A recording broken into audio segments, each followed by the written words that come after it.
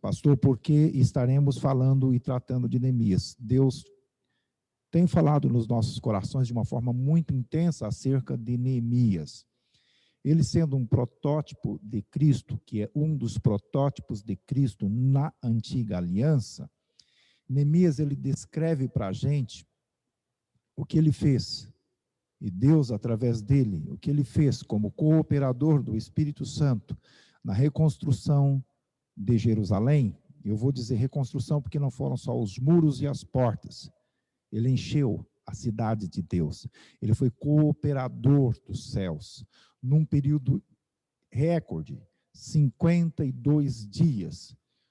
O que Zorobabel, quando recebeu a determinação através do edito do grande rei Ciro, como a história aponta Ciro como sendo um ungido do Senhor, e que recebeu a determinação para poder fazer com que Jerusalém voltasse a ter vida e a profecia de Jeremias viesse a se cumprir, porque o cativeiro babilônico era somente por 70 anos, fim dos 70 anos. A Babilônia já não estava sendo mais dominada, o povo de Israel não estava mais sendo dominado pelos reis da Babilônia, e sim pelo Império Medo-Persa, e Ciro estava como um ungido de Deus, ele foi tocado por Deus para mudar a história. Então, nós, olhando para a própria história, e me permita aqui retomar um pouco, trabalhar um pouquinho o contexto para você que ainda não entrou em sintonia. Quem é que estava dominando? Era o Império Medo-Persa, e quem tinha a responsabilidade da reconstrução era Zorobabel. Então, findou os 70 anos, obviamente, Zorobabel foi enviado. Isaías, no capítulo 41, está exatamente uma expressão de graça, de glória, de unção. Você indo para o livro de Esdras, não é diferente, você encontra exatamente uma determinação que Ciro, o rei da Pérsia, ele suscitou, o Senhor suscitou, olha aqui, eu vou ler para ficar mais fácil. No primeiro ano de Ciro, rei da Pérsia, eu estou lendo Esdras, para cumprir a palavra de Yahvé, pronunciada por Jeremias. E Yahvé suscitou o espírito do rei da Pérsia, que mandou proclamar de viva voz e por escrito em todo o seu reino o seguinte: assim fala Ciro, rei da Pérsia, Yahvé, o Deus dos céus, entregou-me todos os reinos da terra e me encarregou de construir-lhe um templo em Jerusalém, na terra de Judá. Todo aquele dentre vós pertence a seu povo. Deus esteja com ele e suba a Jerusalém, na terra de Judá, e construa o templo de Yahvé, o Deus de Israel, o Deus que reside em Jerusalém, que a todos os sobreviventes em toda a parte, a população dos lugares onde eles moram, tragam uma ajuda em prata, ouro, bens, animais e donativos espontâneos para o templo de Deus que está em Jerusalém.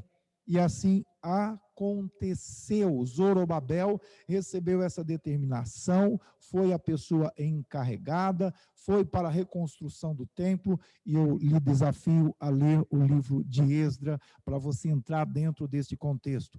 Porém, Zorobabel, ele não conseguiu levar a cabo e houve uma paralisação.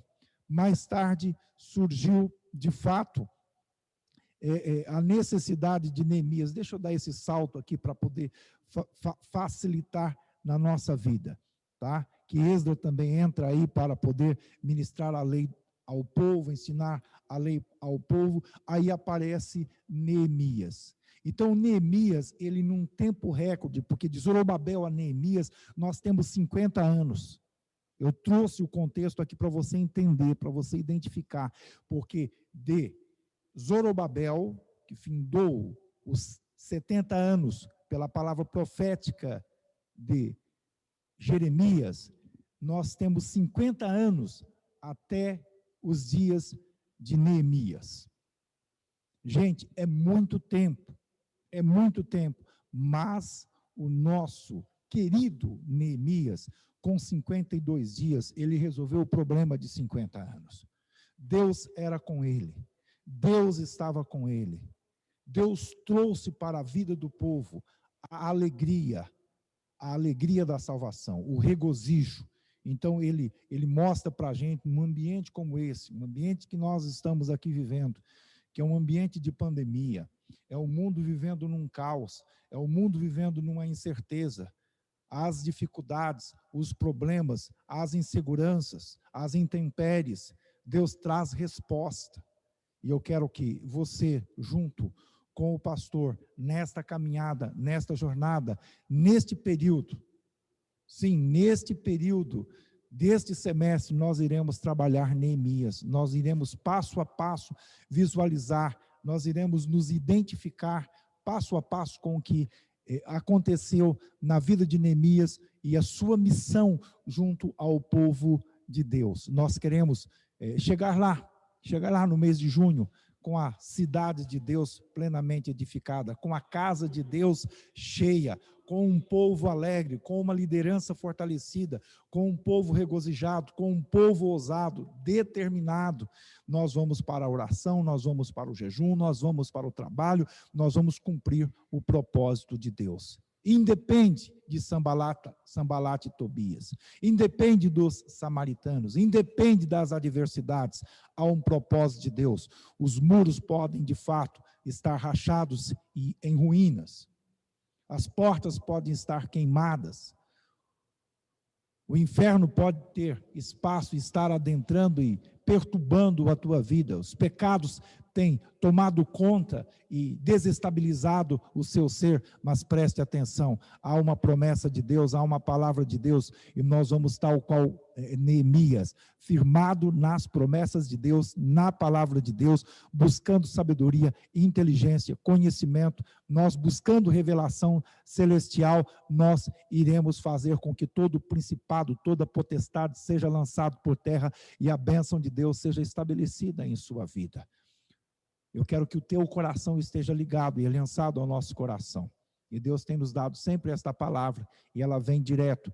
A prioridade de Deus é a igreja. Deus tem prioridade com a igreja. Não importa o ambiente de pandemia, não importa a situação que o mundo esteja vivendo, Deus tem prioridade com a igreja. Deus ama a igreja é projeto de Deus. Abra o teu coração para isso. Você é a igreja. Você é casa de Deus, você é santuário da morada do Altíssimo. Ele quer habitar em você e Ele quer de fato desenvolver a restauração dos muros da tua vida. As fendas que estão aí, o Senhor vai trabalhar, o Senhor vai restaurar, o Senhor vai liberar unção para a tua caminhada de fé. As portas de entrada e saída que permite o julgamento acontecer, onde ficavam os juízes, Cristo é a nossa justiça. Cristo é a nossa justiça. E isso alegra o nosso coração. Amém? Louvado seja Deus. Portanto, feita esta parte introdutória, o pastor então vai avançar aqui um pouquinho para dizer para você o que eu tenho, que a palavra trouxe para nós. Neemias, no capítulo 1. Palavras de Neemias, filho de Acalias, no mês de Casleu, no 20º ano, quando me encontrava na cidadela de Susã, chegou Anani, um dos meus irmãos, com homens de Judá. Interroguei-os sobre os judeus libertados que tinham sobrevivido ao cativeiro. E sobre Jerusalém, responderam-me os sobreviventes do cativeiro, que estão lá na província, vivem em grande miséria e humilhação. As muralhas de Jerusalém estão em ruínas, e suas portas foram incendiadas. Ouvindo estas palavras, sentei-me, chorei, fiquei de luto vários dias, jejuando e orando diante do Deus dos céus. E eu disse: Ah, Senhor, Deus dos céus, o Deus grande e terrível, que guarda a aliança e a misericórdia para com aqueles que o amam e observam os seus mandamentos. Aleluia. Eu vou ficar até este versículo, porque depois nós temos e teremos a sequência com os demais irmãos que estarão aqui ministrando. Que a bênção de Deus continue repousando sobre o teu coração, que você esteja fortalecido no Senhor, que esta palavra encontre espaço neste solo fértil que é o teu coração, e que você encontre em Deus alento suficiente para compreender, assimilar e se fortalecer no Senhor. Então eu quero dizer para você de que Neemias, ele estava vivendo num ambiente de conforto, um ambiente de graça, um ambiente de alegria, um ambiente do palácio. E quem dominava o mundo da época era o Império Medo-Persa, e o rei Artaxerxes, ele tinha em Neemias a pessoa da sua mais alta confiança, porque tudo quanto ele comia, tudo quanto ele provava, tudo quanto ele bebia, a vida do rei, da pessoa mais poderosa do mundo da época, estava nas mãos de Neemias. E Neemias, ele tinha um coração naquilo que ele fazia. Neemias, que havia nascido no cativeiro babilônico. Neemias, que fazia parte da corte, dos nobres, alguém instruído e que poderia permanecer, viver tranquilamente naquele ambiente. Mas tem um pequeno detalhe: ele tinha alguém que ministrava na vida dele, que ensinava a palavra a ele, que mostrava os caminhos para ele, e ele fora instruído nas sagradas letras. E ele sabia quem era Deus. Ele tinha um coração inclinado para Deus. Ele voltava-se para Deus. E, portanto, o seu coração voltado para Deus permitiu ele identificar-se com o seu próprio povo. Ele permitiu-se identificar-se com a sua própria origem. Ele sabia que o templo de Jerusalém era o local da adoração dos seus antepassados e que Deus tinha uma promessa para a vida do seu povo, e ele fazia parte deste mesmo povo.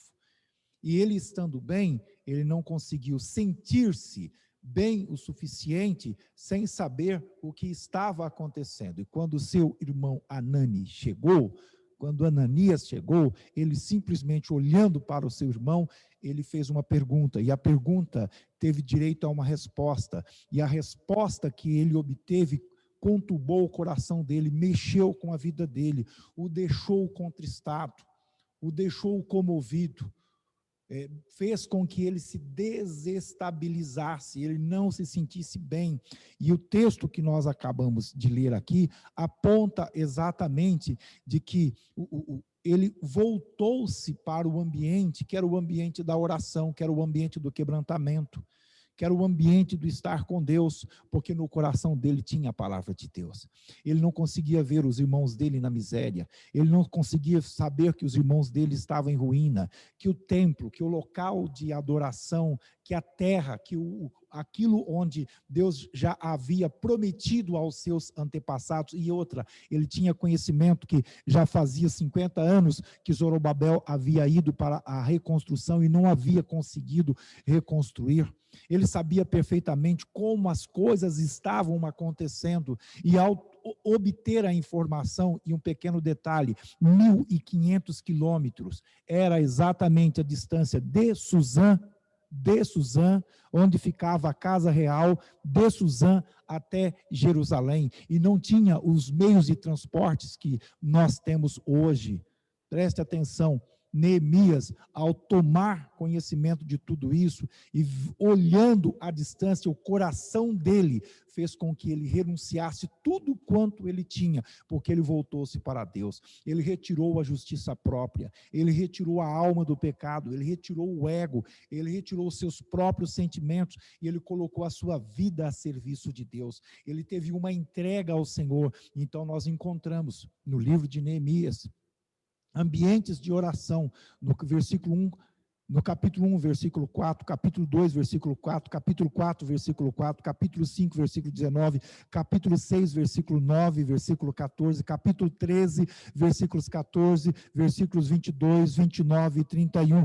Enfim, eu cito aqui alguns versículos de Neemias como sendo um homem de oração, um homem que tinha muitas ocupações, muitos afazeres, é um homem extremamente estrategista, um homem sábio, um homem intelectual, porém, era um homem de oração, era um homem que tinha tempo para Deus, era um homem que reservava tempo para estar diante do Senhor, era um homem que tinha um encontro direto com o Senhor, que ouvia o Senhor, que tinha sensibilidade, percepção do mundo espiritual. Portanto, eu quero aqui dizer para você, de bate-pronto, neste ambiente que nós estamos, 40 horas de jejum, eu já começo aqui a tratar do meu e do teu coração. Um dos truques do diabo é manter-nos tão ocupados que nós não encontramos tempos para orar. Se Neemias não fosse um homem de oração, o futuro de Jerusalém seria outro. Se ele não fosse um homem de jejum, um homem de quebrantamento, o futuro da cidade de Deus seria outro. Eu quero aqui colocar para você, nós precisamos de ter tempo de oração, nós precisamos de ter tempo de intimidade com Deus, de vida com o Senhor. Nós precisamos, acima de todas as coisas, olhar para esta carne, saber que ela está enferma, que ela vai para a sepultura, que ela tem as suas debilidades, que ela tem os seus problemas, mas o nosso espírito está pronto, e é este espírito que vai para o céu. Nós precisamos de tomar consciência que o tempo de descanso, de sono, que o tempo de deixar para lá, deixar para depois, está bem, da indiferença, coração frio, da insensibilidade, desta humanidade, isso não te leva à presença de Deus. Isso são truques do inferno, truques do inferno. Nós estamos aqui para driblar o inferno. Nós estamos aqui para combater diretamente com o diabo e os seus demônios. Nós estamos aqui para edificar o corpo de Cristo. Nós estamos aqui porque a igreja é prioridade de Deus. Nós estamos aqui porque o Senhor nos levantou. Ele tem um propósito na minha e na tua vida. Nós estamos aqui para fazer com que a palavra de Deus se cumpra, porque Ele habita em nós. Nós estamos aqui porque nós enxergamos neste homem chamado Neemias as semelhanças de outros personagens bíblicos que fazem parte do protótipo de Cristo, que foram impulsionados por Cristo, e daí nós temos um apóstolo São Paulo que diz, para mim o viver é ganho, o morrer é Cristo.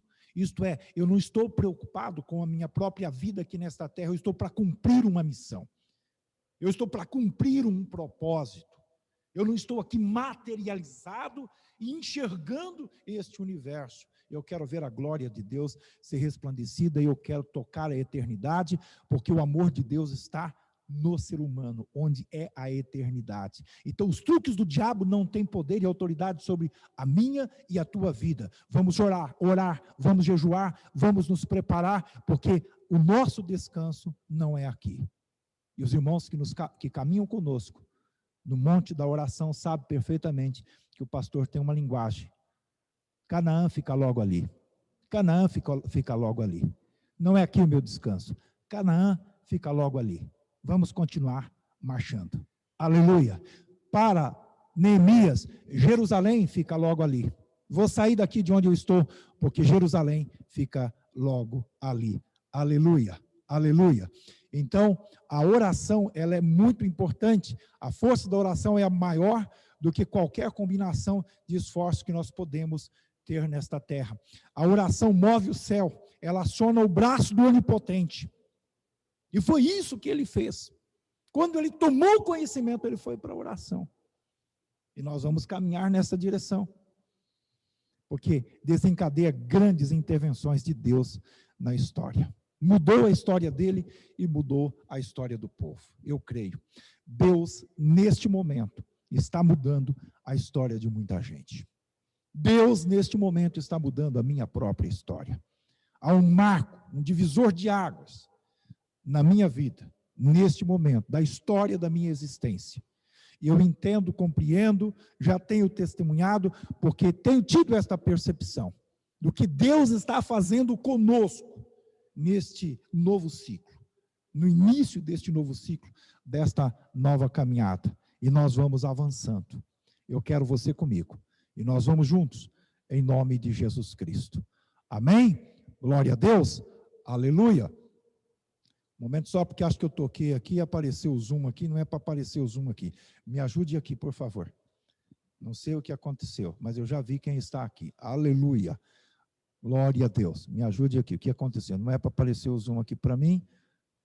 Amém. Amém. Glória a Deus. Glória a Deus. Portanto, quando o homem trabalha, mas quando Deus trabalha, o homem simplesmente observa, e nós estamos exatamente no ambiente da oração para Deus trabalhar. Eu estou lhe desafiando a isso. Este aqui é o meu papel.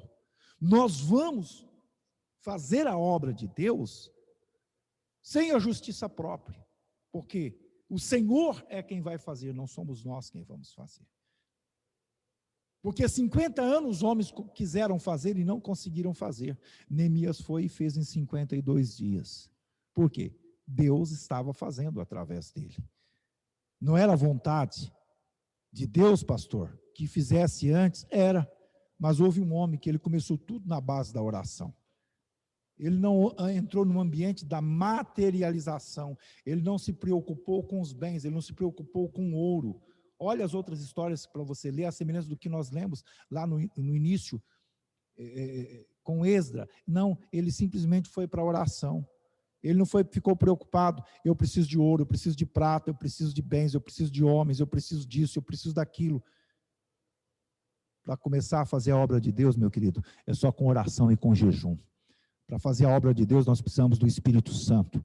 Para fazer a obra de Deus, nós precisamos de um coração voltado a Ele. Para fazer a obra de Deus, nós precisamos de alguém que consiga descer.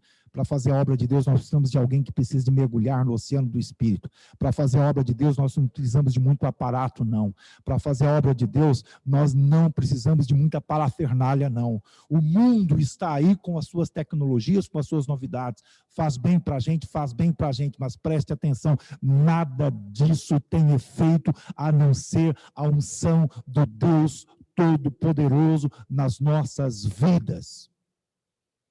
Pastor, precisamos de muita intelectualidade. Não, não precisamos de muita intelectualidade. De nada basta a letra, porque a letra mata. O Espírito é quem vivifica. Pastor, o senhor é contra tudo isso? Não sou contra absolutamente nada disso. A única coisa que eu quero dizer é que tem que ter unção. Tem que ter presença de Deus. Alguém que pega o microfone para falar tem que ter unção. Tem que ter vida com Deus. Tem que ter caminhada com o Senhor. Tem que ter jornada com o Senhor. Tem que ter um altar de adoração. A sua vida tem que estar com o Senhor. Do contrário, é um show. Alguém que vai liderar uma célula, se vai exatamente com uma instrumentalidade humana, vai com a justiça própria, e aí o homem está trabalhando, não é Deus quem trabalha. Alguém vem aqui adorar, se não tiver unção, não tem efeito. Não tem impacto. O inferno não respeita o seu nome, o seu RG, o seu CPF, o seu grau de intelectualidade, o seu preparo. O inferno não respeita a parafernália desta terra, porque é tudo material, mas o inferno respeita você, minha irmã, meu irmão, mesmo que sem toda esta preparação, tem uma vida de oração, tem uma vida no altar, tem um coração ligado ao Senhor, tem uma vida de intimidade com o Senhor. Atos capítulo 19, nós sabemos quem é Paulo, nós sabemos quem é Jesus, mas vocês, filhos de Seva, quem sois? Quem sois? Desnudos saíram correndo, e os demônios arrancaram até a roupa deles, porque eles foram fazer a obra de Deus, confiados, exatamente, num exorcismo profissional. Nós vamos, sim, fazer a obra de Deus, confiados naquilo que Deus tem para com as nossas vidas. Eu creio na unção, no milagre, no poder, na resposta e na bênção do Deus Todo-Poderoso. Aleluia. Glória a Jesus. Glória a Jesus. Aleluia. Portanto, nós vamos viver esse tempo com Neemias, que é um homem que tinha um ministério de oração, e ele estava orando, e a oração é uma das mais significativas registradas na Bíblia, a oração de Neemias. Nós vemos, portanto, que ele se envolvia no ambiente da adoração, da petição, da confissão e da intercessão. E eu estou tendo um concorrente aqui comigo que se chama o Zoom, que fica aparecendo aqui diante da tela. Filho, tira isso daqui para mim, por favor. Aleluia. Feita esta parte, meus queridos, eu quero refletir contigo, porque eu nem sei até que horas que eu vou. Que horas que eu vou aqui?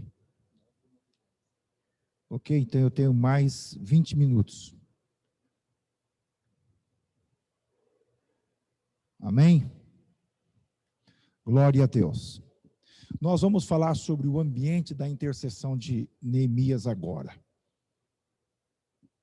E eu quero que no versículo 4, atente para o versículo 4, olha só. E é difícil eu ficar só nele, né? Porque você, quando Neemias vai interceder, e ele se depara com a situação, ele diz assim, olha, o povo está vivendo em miséria e humilhação. A cidade de Deus, as muralhas e as portas, elas estão derribadas, as portas queimadas. E isso trouxe para ele tristeza, isso trouxe para ele uma situação tão difícil. Então, versículo 4, ouvindo estas palavras, eu sentei-me e chorei, e fiquei de luto vários dias, jejuando e orando diante do Deus dos céus. E é muito interessante que quando eu venho aqui diante deste texto, eu olho ele como alguém que viu a necessidade e ele se tornou responsável. Ele assumiu diante de Deus e dos homens a mudança desse comportamento. Ele falou assim, eu quero saber exatamente o que está acontecendo. Eu estou sabendo o que está acontecendo, então eu agora vou orar por este assunto. Eu vou colocar isso aqui diante de Deus. Então, ele levou os problemas do seu povo a Deus. Ele levou as necessidades das quais ele havia internalizado diante do Senhor. Por que eu estou trazendo desta forma? Porque ele se tornou um intercessor, ele deixou de orar por ele. Ele deixou de se preocupar, eu estou com dor de cabeça, eu estou com dor nas costas, eu estou com dor nas pernas, eu estou precisando de uma casa, eu estou precisando de um carro, eu estou precisando de um equilíbrio emocional, eu preciso de saúde para a minha própria vida. Não, ele não ficou aqui preocupado com ele mesmo. Olha, todas essas informações que me chegaram me deixaram bastante triste, eu estou num quadro aqui meio que depressivo. Ele não ficou olhando para ele. Ele começou a colocar-se diante, e ele dizia, Deus dos céus, porque ele vivia num ambiente extremamente politeísta, em que as pessoas adoravam os seus próprios deuses, mas ele sabia que o Deus dos céus era o Deus dele, o Deus criador dos céus e da terra, o Deus mantenedor de todas as coisas. A exaltação estava presente na vida dele. Então, ao tomar conhecimento disso, ele foi interceder. Intercessor é aquele que intercede pelo outro, aquele que se preocupa com o outro, aquele que se sensibiliza com a realidade do outro, aquele que consegue enxergar a vida do outro e não fica olhando para si. Aquele que olha só para si é muito egoísta, passa a ser egocêntrico. E isso está muito associado à nossa natureza humana, à nossa carnalidade. Porque, olhe uma criança, a criança, assim que nasce, ela já está preocupada com a lei da sobrevivência, e ela quer tudo para si. E ela vai se desenvolvendo na vida, além de querer a atenção toda para si, ela tem dificuldade de dividir com o outro. E para aprender a dividir, a gente tem que ensinar, porque ela não consegue doar. Ela sempre vai querer para si. E o ser humano, ele passa a vida, haja vista que existem muitas pessoas que acumulam muitos lixos, muitos bens, mas muitos lixos também, e que têm dificuldade de se desprender dessas coisas, porque não consegue olhar para o ser humano, não consegue enxergar o outro, não consegue ver necessidade do outro. Mas o cristianismo, a vida com Deus, ela faz com que a gente se despoje, a gente se desnude, a gente retire tudo quanto está associado a esta humanidade, a gente se volte para o interior da gente E isso aconteceu com Neemias. Ele então olhou o que estava acontecendo com os seus irmãos, com os seus patrícios, com os seus conterrâneos, com aqueles que eram do seu sangue, com aqueles que tinham uma marca tão forte, tão poderosa, aqueles que tinham estas marcas em direção à eternidade, porque desta gente suscitou o Messias, o Cristo. Olha que coisa tremenda. E ele então começou a interceder, ele foi diante de Deus, ele colocou o seu coração na necessidade do outro e os levou ao trono da graça. Diz que ele lamentou, diz que ele chorou, diz que ele orou, diz que ele jejuou, ele ficou 4 meses pela causa do seu povo, e a sua oração foi persistente, a sua oração foi fervorosa. Ele tinha dia e noite um tempo de colocar-se diante de Deus. Ele esqueceu exatamente tudo que estava ao seu redor, colocando-se diante do Senhor a necessidade do seu povo. E eu estou aqui, neste momento, sabendo perfeitamente de que você, que caminha conosco, que Deus tem nos dado para pastorear, para velar, para cuidar da sua vida. E no domingo, o pastor, ao lhe desafiar ao jejum, o pastor disse exatamente: eu quero jejuar por você. Eu vou estar jejuando por você, eu não vou estar jejuando por mim. Eu não vou estar orando por mim, eu vou estar orando por você. Eu me preocupo com você. E eu quero também que num momento como esse, você comece a olhar os desafios que Deus tem colocado dentro da sua própria casa, dentro da sua própria família, as pessoas no seu ambiente de trabalho, ou mesmo no seu bairro. Você sabe perfeitamente quem são as pessoas que precisam de serem edificadas, marcadas, pessoas que estão escravizadas, pessoas que estão vivendo no ambiente da miséria, no opróbrio, na vergonha, no desprezo, na humilhação, tal qual estavam os irmãos de Neemias em Jerusalém. Você sabe perfeitamente quem é que está nas garras do inferno e precisa da libertação, quem está oprimido pelo diabo e precisa do sangue de Jesus Cristo para libertar, para justificar, para perdoar e fazer com que esta pessoa esteja no altar da adoração, aos pés da cruz. E eu quero que você esteja, num momento como esse, fazendo como Neemias, orando e intercedendo, estabelecendo desafios, que o seu coração comece a queimar neste momento, que você não esteja aí simplesmente ouvir por ouvir, acompanhar por acompanhar, é mais uma mensagem. Não, meu querido, nós vamos para o céu, Cristo está voltando. Covid-19 é um dos últimos sinais do advento de Cristo, e nós temos que levar a gente para o céu. Nós vamos sim povoar os céus, nós vamos resgatar a vida das garras de Satanás. A tua oração, ela tem que ser fervorosa, o teu jejum tem que ter objetivo, o teu jejum tem que ter força, tem que ter empenho. Nós estamos aqui porque nós queremos fazer a grande diferença dentro do reino. Deus tem colocado nas nossas mãos algo precioso nesses dias, e nós vamos sim, nós não vamos ficar indiferente, nós vamos cumprir, porque é vontade dEle. Nós vamos encher a cidade de Deus, tal qual Neemias encheu a cidade de Deus. Nós vamos romper, nós vamos avançar. Eu creio na fidelidade da palavra do Senhor e na promessa do Senhor. Portanto, ele reconheceu, Neemias, ele reconheceu a necessidade da oração, do jejum, do planto, do lamento, do estar no ato da humilhação.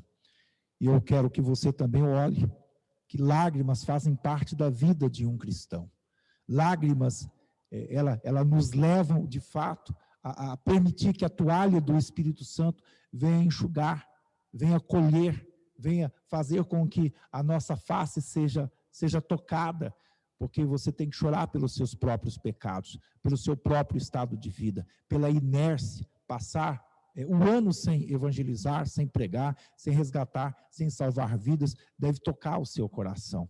Passar um tempo sem ter uma dedicação na oração, isso deve tocar o seu coração, isso deve mexer na sua vida.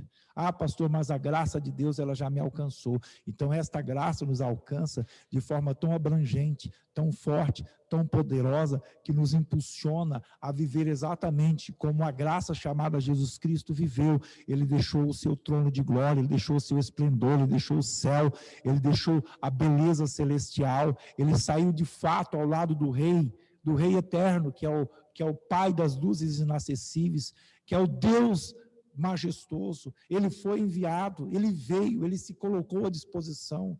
É isso, o ID faz parte dentro desse projeto de Deus, ele se entregou, e o apóstolo São Paulo, falando aos filipenses, diz que ele simplesmente humilhou-se de tal forma, tomando a forma de servo, e fez-se servo indo até a cruz, porque ele estava à semelhança dos homens. Então nós precisamos de enxergar e saber perfeitamente de que Deus, ele tem este propósito, ele tem este projeto, e o seu coração tem que estar voltado a isso, e Deus vai te abençoar. Creia, a bênção de Deus. Chore, coloque-se diante de Deus, chore pelos seus próprios pecados, olhe para a sua própria vida, peça uma mudança. Deus fala no meu coração aqui, neste momento, eu devo dizer a você, não queira fugir do Senhor, não queira distanciar-se do Senhor, receba esta palavra. Existem muitas pessoas que acabam se refugiando, se escondendo, se alongando. Esta palavra alongar é uma linguagem nossa, lá do interior. Se alongar, isto é, sai do meio de todo mundo, fica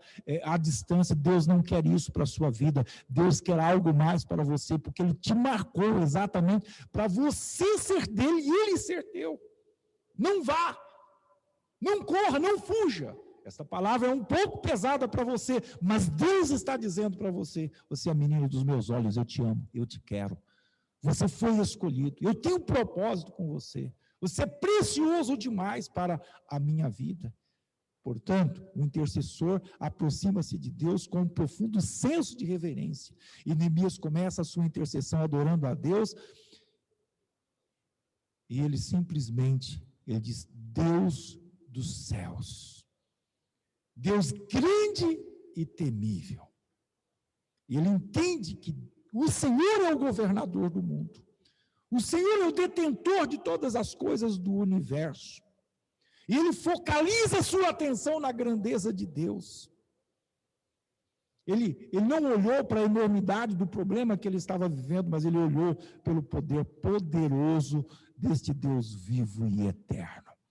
Ele disse: o Senhor é grande, o Senhor é poderoso, o Senhor é temível. Eu te reverencio, eu reconheço quem é o Senhor. Eu sei que o Senhor pode todas as coisas. Eu sei que as estrelas dos céus, todas, o Senhor as conhece pelo seu próprio nome. Ele começou a posicionar-se diante de Deus e diz: o Senhor conhece todos os grãozinhos de areia da terra. O Senhor conhece todos os pensamentos e sentimentos de todos os seres humanos de todas as épocas, porque o Senhor é Deus. Olha para o que está acontecendo com o nosso povo e com a nossa realidade. Ele exaltou o Senhor. Não há problema que Deus não resolva. O problema dele era grande, mas o poder da solução estava com o Senhor, porque era o Deus do impossível. Isso é muito importante para a minha e para a tua vida. Nós sabemos que devemos, quando intercedemos por alguém, nós devemos saber que estamos diante de um soberano, diante de Deus. Nós vamos nos inclinar diante dele com temor e com reverência, e ele sabe perfeitamente o que fazer. Este é o nosso caminho, não é outro caminho. Esta é a nossa pisada, as nossas marcas. Porque o próprio Cristo, quando caminhou nesta terra, ele também: graças te dou, Pai, Senhor dos céus e da terra, que ocultaste estas coisas aos sábios e entendidos e as revelaste aos pequeninos. Porque assim, ó Pai, assim te aprouve. Aleluia! Aleluia!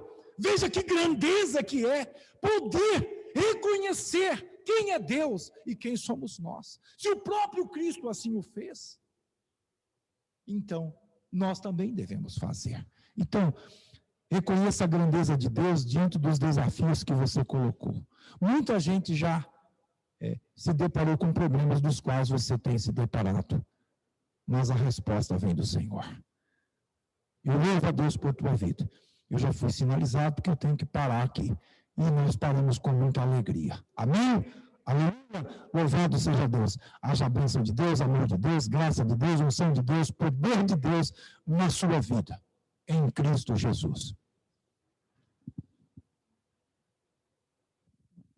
Aleluia, glória a Deus. Amém, pessoal. Glória a Deus. Deixa eu ver aí quem ainda está acordado aí, dá um alô pra gente. Se você está acordado, se você não é igual a Ludmila, que está com o olho no Zoom e o outro olho na Record. Tem uns irmãos que estão fazendo plano de leitura bíblica na Record. Começaram em Gênesis, aí fiquei sabendo que já está na parte de Noé. Senhor Jesus, glória a Deus. Amém. Que Deus te abençoe, irmãos. Glória a Deus. A gente faltam aí 30 minutos para nós encerrarmos o nosso primeiro dia de jejum. Já queria chamar aqui o Joelber para ele dar sequência aqui, já fechar para nós. Fique esperto, fica ligada, não deixe que nada te distraia, porque tem muita coisa boa para Deus falar com você ainda hoje. Amém? Aleluia. Pessoal, boa noite. Graça e paz para todos.